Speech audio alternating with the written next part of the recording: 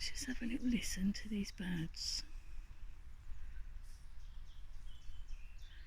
While I'm here, I thought I'll do another story amongst our beautiful bluebells. If you see any bluebells, can you remember the rules? Can we pick them? No, of course we can't, because they grow every year, and if we pick them, they won't be able to grow next time. And actually, they are a protected species. And we have to be very careful where we walk, don't we, so that we don't tread on them either.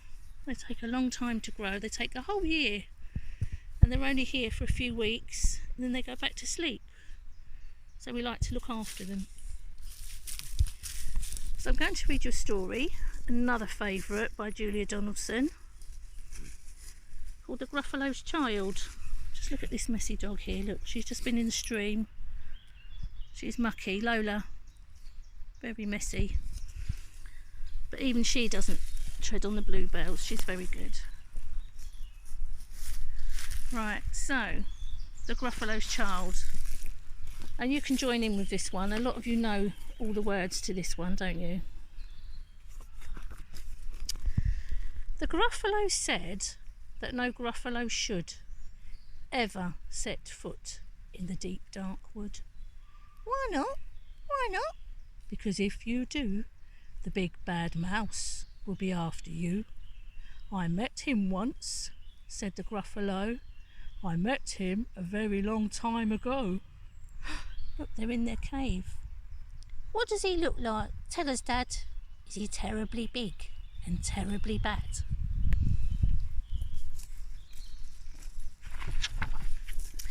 I can't quite remember, the Gruffalo said. Then he thought for a minute and scratched his head. The big bad mouse is terribly strong, and his scaly tail is terribly long. His eyes are like pools of terrible fire, and his terrible whiskers are tougher than fire. Has anybody noticed what the Gruffalo's Child is holding in her hand? When you're reading a Julia Donaldson book, you'll often come across characters from her other stories. That Stickman. One snowy night, when the Gruffalo snored, the Gruffalo's Child was feeling bored. The Gruffalo's Child was feeling brave, so she tiptoed out of the Gruffalo cave. The snow fell fast and the wind blew wild. Into the woods went the Gruffalo's Child. Oh dear, is she supposed to go out without a grown-up? Aha! Oh, a trail in the snow. Whose is this tail and where does it go? A tail poked out of a log pile house. Could this be the tail of the big bad mouse? Who do you think it is? Is it Owl? No.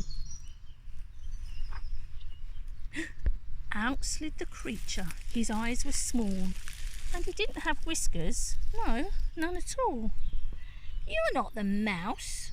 Not I, said the snake. He's down by the lake, eating Gruffalo cake. The snow fell fast and the wind blew wild. I'm not scared, said the Gruffalo's Child.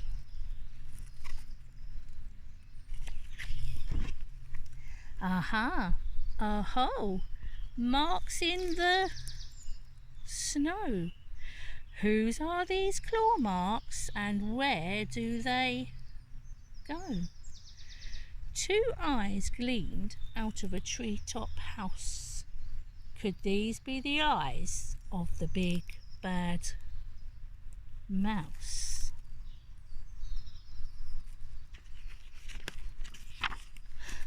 Down flew the creature. His tail was short, and he didn't have whiskers of any sort.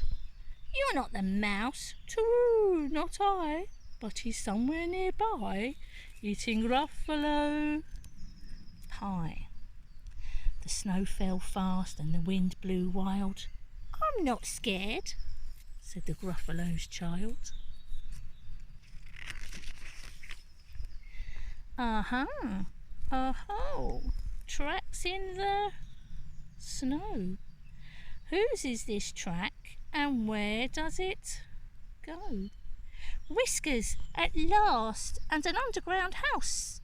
Could this be the home of the big bad mouse? Out slunk the creature. His eyes weren't fiery, his tail wasn't scaly, and his whiskers weren't wiry. You're not the mouse? Oh no, not me. He's under a tree, drinking gruffalo tea. It's all a trick, said the gruffalo's child, as she sat on a stump where the snow lay piled. I don't believe in the big bad mouse. But here comes a little one out of his house.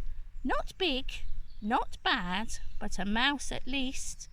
You'll taste nice for a midnight feast. Wait, said the mouse, before you eat. There's a friend of mine you ought to meet. If you let me hop onto a hazel twig, I'll beckon my friend, so bad and big. The gruffalo's child unclenched her fist. The big bad mouse, so he does exist. The mouse hopped into the hazel tree. He beckoned, then said, just wait and see. Do you know what beckoned means? It's when you use your finger and you do this, and you call someone to come over. Beckoned. Out came the moon. It was bright and round. A terrible shadow fell onto the ground. Who is this creature, so big, bad and strong? His tail and his whiskers are terribly long. His ears are enormous, and over his shoulder he carries a nut as big as a boulder. Is that quite true? I think someone's playing tricks. The big bad mouse, yelled the gruffalo's child. The mouse jumped down from the twig and smiled. Aha, oh-ho, prints in the snow. Who do they belong to? Where do they go?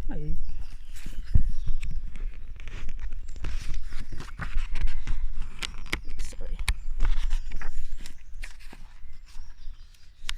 The footprints led to the Gruffalo cave, where the Gruffalo's child was a bit less brave. The Gruffalo's child was a bit less bored.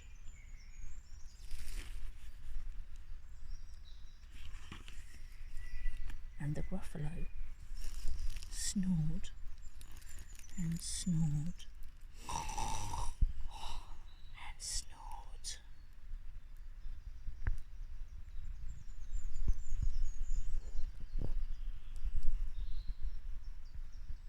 What birds can you hear? Wow, look at this beautiful butterfly. That's called a peacock butterfly. How amazing is that? It's a beautiful butterfly. Look at that. It's been listening to my story too. See you soon, little explorers.